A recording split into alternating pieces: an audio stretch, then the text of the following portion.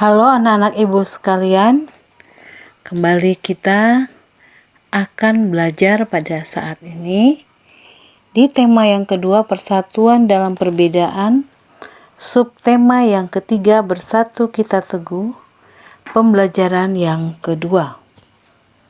Ibu ingatkan kalian untuk mempersiapkan diri belajar dengan baik. Pernahkah kamu mendengar pepatah bersatu kita teguh, bercerai kita runtuh? Apa makna pepatah tersebut bagi bangsa Indonesia? Ayo kita diskusikan. Amati gambar berikut. Kalian melihat gambar anak-anak sekolah dasar yang sedang berdiri bersatu dengan semangat. Menjaga persatuan dan kesatuan bangsa merupakan kewajiban seluruh rakyat Indonesia karena negara kita terdiri atas berbagai suku, agama, dan ras. Persatuan dan kesatuan merupakan hal yang sangat penting baik dalam rangka merebut, mempertahankan, maupun mengisi kemerdekaan. Bersatu kita teguh mengandung makna menyatunya berbagai unsur dan perbedaan yang ada menjadi suatu kesatuan yang utuh dan serasi sehingga muncul suatu kekuatan. Bangsa Indonesia telah membuktikan bahwa dengan persatuan dan kesatuan kita mampu menghadapi penjajah dan akhirnya meraih kemerdekaan.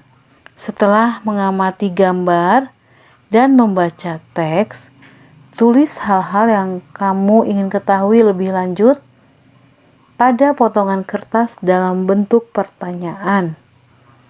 Tempatkan potongan-potongan kertas berisi pertanyaan tersebut di tengah meja. Baca pertanyaan tersebut secara bergiliran, kemudian diskusikan jawaban dari pertanyaan tersebut secara berkelompok. Sekarang jawab pertanyaan berikut. Apa makna bersatu kita teguh? Seperti yang dikatakan Edo di atas, bersatu kita teguh yakni menyatukan berbagai perbedaan untuk membentuk satu kesatuan yang kuat. Mengapa persatuan dan kesatuan sangat penting bagi bangsa Indonesia? Indonesia kaya akan keberagaman, maka persatuan dan kesatuan sangat penting guna mencapai tujuan bangsa Indonesia. Berikan 3 contoh sikap yang mencerminkan persatuan dan kesatuan dalam kehidupan sehari-hari. Tentu anak-anak ibu bisa memberi contoh, misalnya tidak memilih-milih teman, membantu teman yang kesusahan, menghargai perbedaan yang dimiliki orang lain.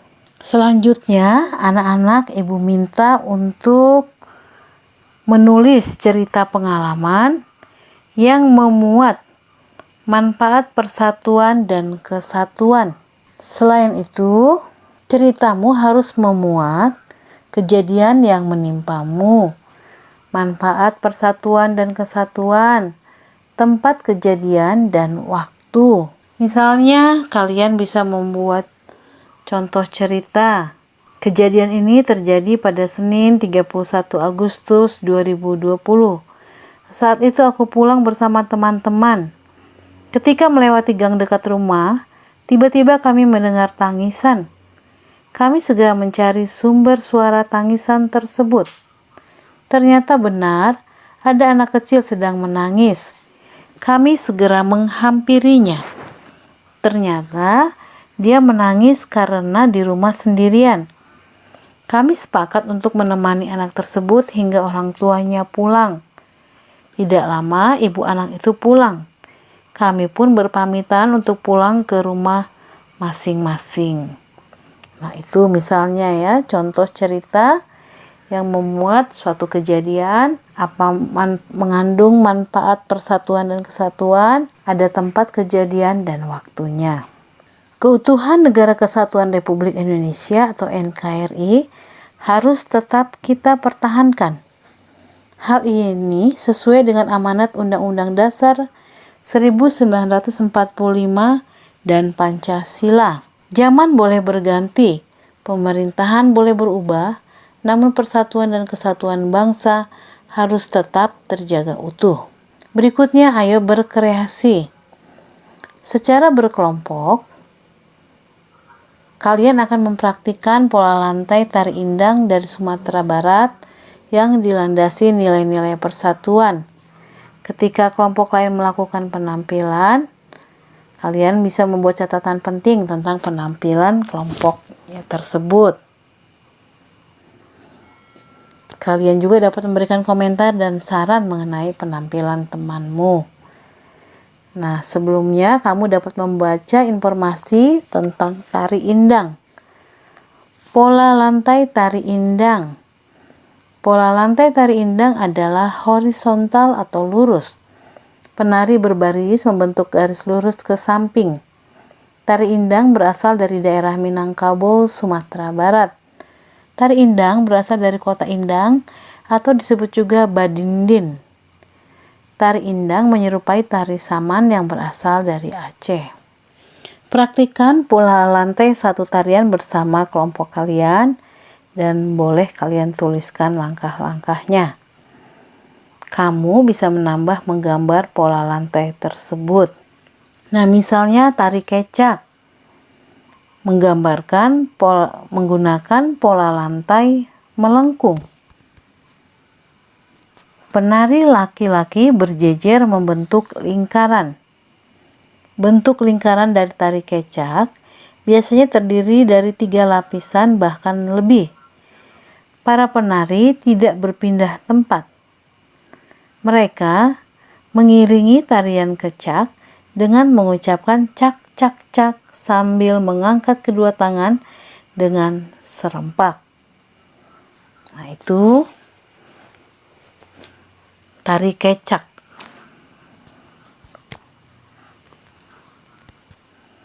Pola lantainya melengkung. Berikutnya, ayo mencoba. Saat membersihkan halaman sekolah bersama teman-temannya, Edo menemukan selembar koran bekas dan ia membaca informasi berikut.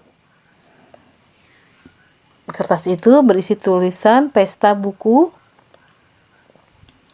diskon 30%. Kemudian ada gambar 3 buku dengan harga yang tertera di bawahnya. Bukunya seharga masing-masing Rp45.000.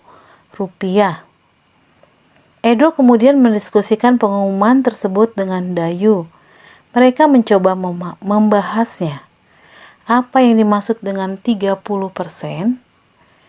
Bantulah Edo untuk memahami informasi tersebut. Persen adalah angka dalam bentuk perbandingan atau juga rasio yang digunakan untuk menyatakan pecahan dari 100.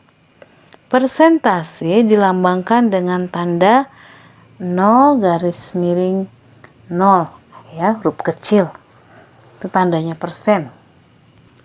Perhatikan contoh berikut. Kotak ratusan berikut mewakili keseluruhan. Tulislah bagian kotak yang berwarna biru dalam 4 cara. Nah, yang diketahui adalah banyaknya kotak biru sama dengan 55. Kalian bisa menghitungnya, banyaknya kotak putih 45. Banyak kotak keseluruhan adalah 100. Jadi banyaknya kotak biru sama dengan 55, banyaknya kotak putih 45, banyak kotak keseluruhan sama dengan 100. Nah, menuliskan dalam 4 cara. 1. Dengan cara membandingkan, yaitu 55 dari 100 keseluruhan kotak adalah kotak biru. 2. Menuliskan dalam pecahan, yaitu 55/100 dari keseluruhan kotak adalah kotak biru. 3. Menuliskan dalam desimal, yaitu 0,55 dari keseluruhan kotak adalah kotak biru. 4. Menuliskan dalam bentuk persen, yaitu 55% dari keseluruhan kotak adalah kotak biru. Tulislah berapa persen kotak berwarna biru untuk masing-masing kotak ratusan di atas. Bagian kotak yang berwarna biru dalam 4 cara, menuliskannya dalam 4 cara. Ya, kalian bisa melihat kotak. Nah, itu selanjutnya perhatikan kotak ratusan berikut. Nah, jadi di atas ada gambar A, gambar B, gambar C. Gambar A, kotak warna biru adalah 35%. Gambar B, kotak warna birunya adalah 32%. Gambar C bisa kalian menghitung. Kotak warna birunya adalah 16%. Ya, jadi kalian bisa menghitung bagian kotak warna birunya. Selanjutnya jawablah pertanyaan berikut. 97% air bumi adalah air asin. Berapa persen air bersih yang ada di bumi? Nah, maka kita bisa menjawab persentase seluruh air kurang persentase air asin sama dengan air bersih. Yang ditanya tadi adalah air bersihnya. Jadi persentase seluruh air adalah 100 dikurang persentase air asin 97%. Jadi 100 kurang 97% sama dengan 3%. Jadi air bersih yang ada di bumi sebesar 3%. Soal berikutnya, Santi membeli buku di toko diskon. Harga satu paket buku adalah Rp400.000. Santi harus membayar Rp320.000. Berapa persen Santi mendapat diskon atau potongan dari harga dasar? Maka untuk menjawabnya, kita harus melihat tadi harga satu paket buku dikurang harga setelah didiskon. Jadi 400.000 dikurang 320.000 itu sama dengan Rp80.000. Tapi yang ditanya adalah persennya. Jadi untuk mendapatkan persennya, kita harus menjawab potongan harga. Bagi harga satu paket buku kali 100%. Potongan harganya 80.000 bagi 400.000 kali 100%. 80.000 dibagi 400.000 itu sama dengan 0,2%. Dikalikan 100% menjadi 20%. Jadi Santi mendapat diskon atau potongan dari harga dasar sebesar 20%. Nah, demikian pembelajaran hari ini. Semoga anak-anak ibu memahaminya. Terima kasih. Salam sehat.